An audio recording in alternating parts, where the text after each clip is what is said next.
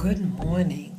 This is Spirit Journey, and today is Tuesday, August 2nd, 2017.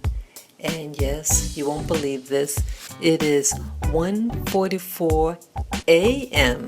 in the morning. Yes, I'm just relaxing here, I'm soaking, and I want to share something pertaining to the black and white issue in the United States of America.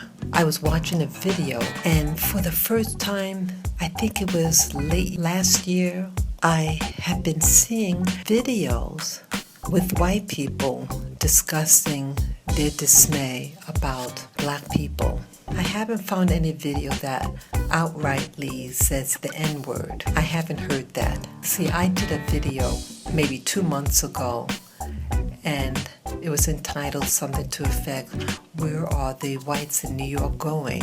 And a viewer of my video wrote that black people shouldn't worry about where white people are going, and that they should get the smarts to learn from people who know, something like that. But it was written in a kind of deprecating of blacks. It implied that black people cannot think or reason and white people can. But I started thinking about the guy's statement, and that is this. Yes, many blacks and non-European Americans desire to move in a community that had a very good school system, that it's well kept, low crime, and even my family. We moved from an apartment to a house in it's not the suburbs per se, but it's in a residential area in New York City. It used to be a white neighborhood, Anglo-Saxon type neighborhood. And I don't know when the first black people moved in, but the house that my parents bought was a white man. He was a doctor. He had his business in his home, and then he moved to Long Island. This was in 1967. And then I started thinking that when we moved in, slowly a lot of the businesses seemed to change. It started to get poorer. But initially, a lot of the businesses, like one part of town, predominantly white. And then other neighborhoods at like certain streets that you have what you call black businesses. And back then you had black people in businesses, at least that they worked there. I used to have a black dentist. When I was a little girl, my doctor was a black man. So in the 1960s, early 70s, you had a lot of professional black people. And then it all seemed to change. In the 70s and 80s, it started to get stereotypically run down and poor. Also, getting to my point about blacks or non-European Americans moving into these white neighborhoods, my statement now, based on my experience and the sentiment that I'm hearing with whites, is, the government shouldn't have to impose integration on a neighborhood, a residential area. You could impose on a school because it's run by the government, but your own personal home, to integrate that. See, I realize now, I don't want to live around people who don't like me. I think the whole nature about integration, see, blacks didn't initially want to live around white people because, again, historically, these were the people that kidnapped and tortured you. So you don't want to be around them, you want to be safe. But here we paid taxes, and our tax money wasn't going into black neighborhoods. Everything was being funneled and catering to whites. So now it's about selfishness. See, I felt this man who made a comment. I understood his anger. People who are into segregation are selfish people. Because look at this. A neighborhood, a community, is a conglomerate of different types of people, different families, different occupation, and all these collective make up a neighborhood. And let's say it's a whole all-white neighborhood, but each white person is an individual. And so, let's say a neighborhood, let's say a white family sees a neighborhood that they like, and then they buy a home. let's say if someone's selling their house and this other white family want to buy it. Now, when that person who buys that house or for that individual in that neighborhood, they're assuming that what they're buying is everything that neighborhood has to offer them. So whatever way the past owner got is to be passed on to you. Now, if it's a real exchange of currency, that's what you would get. But when it comes to blacks and non-white Americans, that transaction, fair transaction never occurs, because that black family, when they buy it, they're not buying the expectancy what that neighborhood is to offer, like let's say the educational system, okay, the services, let's say they get the garbage picked up. It doesn't happen for them. So when that white person leaves and a black person moves in, that white person is taking the money off of that black person, and it's usually at a high cost. It didn't cost that white family that much money, but they're getting more money and offer a black family. And then they leave and take the essence out of that neighborhood. So I started thinking, a transaction like that happens. I take that as an analogy. Like, let's say a husband and wife. Let's say you're dating. This man meets a beautiful woman. She has beautiful hair. He sees her. He says, I want her. I want everything that's expected out of that person. Imagination goes, right? And they're thinking, I want that. So he courts her. He said, hey, my name is so-and-so, and hey, what's your name, where you're from, and what do you like or dislikes it? And she goes along with it. And they decide to get married. I assume in a marriage, isn't there an expectancy when you get married? And let's say he finds out on that wedding night, she doesn't want to have sex.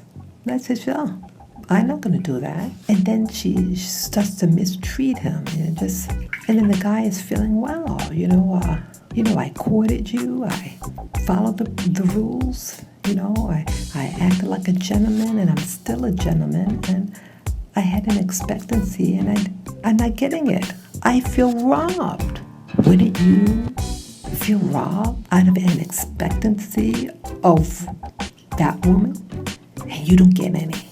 And then you find out she is messing around with somebody else and giving that other person all the delights that he wanted. That's my analogy about black people who move into predominantly white neighborhoods. What they do. See, it's about intention. What is your intentions of a matter? Is your intention of a matter to be in this white neighborhood because you have contempt for other people? And then the first black family you move in, you're thinking right away how to move out of here. I think it's awful. And I think it's robbery and theft when you do that to a family. Like this man who commented on my video. I wish to know the knowledge of how to establish a community, how to run a city, a township, to form a community. I no longer have the desire to move into what they call a white neighborhood. So I can say I live in a white neighborhood. No, not at all. But I like to live in a neighborhood that I feel accepted. That I would like. A neighborhood that I could feel relaxed, be with people of similar orientation and thinking and doing things, your morals. I wish to somehow discover how I could encourage other people of color, in particular. I use that expression too much, I think, people of color. I mean black people, especially people, the ancestors of the people of the transatlantic slave trade. Whether you live in the Caribbean, Central, South America, or North America. That's why I try to make them like you. We need to learn how to love ourselves And as that white, I'm not sure what that man was, but to learn from my oppressor how to develop a strong community that we control the school systems, sanitation, just to make it a utopia. I'm looking for a utopia community where you have excellent health care and health care of choice, an education system that develops children's mind to really expand their mind, because each generation prepares for the next generation. So that's how I feel. Let's stop pretending that you're gonna marry this woman. And for that woman to withhold. The whole thing about this integration is that it's the intent of the individual. You don't want to share. I lived in the Caribbean, I lived in Hawaii, and I see the same pattern. They're initially kind of afraid, very cautious when they're around people of color, whether it be Native Hawaiians, Filipinos, Black people, West Indians. And then they get a small enclave somewhere in some complete opposite side of town, and then they get a business going. But initially, they live around you and they intermarry, or I should say they associate, especially in the West Indies. White women go there than white men. And these white women are with the West Indian men, but they don't love them. They use them. They use them for protection because they're out there alone. But they're not about building community. They're not there to be a part of the Black community. They just live there. And also in Hawaii too, especially in Hawaii, people from U.S. mainland, and then they with these local Hawaiian residents, people who I don't think they would associate with in the mainland, but here they're acting another way. And I felt how phony these people are. They're here for a season to take from them, but once they have the opportunity, they take. That's what my experience was. And I'm sorry to see that. I don't understand what makes people do that, who are hateful, but when they're outnumbered, they pretend to like you. But when they have the opportunity, they take control.